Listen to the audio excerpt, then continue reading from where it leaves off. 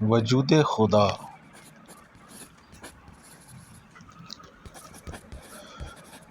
بوڑھے آدمی نے اطمینان سے بسم اللہ پڑھی اور حجام کی کرسی پر بال کٹوانے کے لیے بیٹھ گیا۔ بوڑھے کے چہرے پر موجود نرم مسکراہٹ سے حجام کو بات چیت کا حوصلہ ہوا۔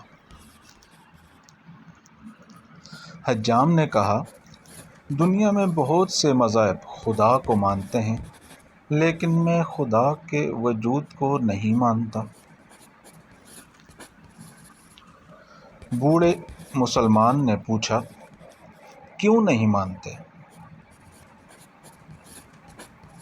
حجام نے کہا، دنیا میں بہت پریشانیاں، مصیبتیں، بدحالیاں اور افراتفری ہے۔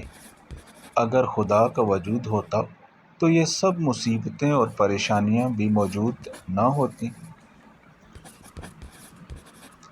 بوڑھے نے مسکراتے ہوئے کہا، میں بھی اس دنیا میں حجام کے وجود کو نہیں مانتا۔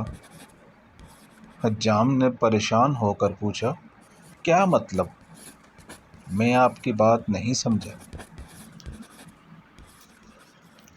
بوڑھے نے حجام کی دکان سے باہر گزرتے ایک گندے اور لمبے بالوں والے شخص کی طرف اشارہ کر کے کہا، کیا تم اس شخص کے لمبے اور گندے بال دیکھ رہے ہو؟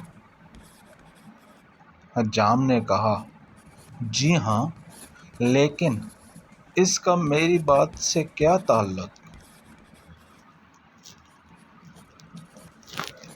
بوڑھے نے نرم لہجے میں کہا، اگر حجام ہوتے تو لمبے اور گندے بالوں والے لوگ بھی نہ ہوتے۔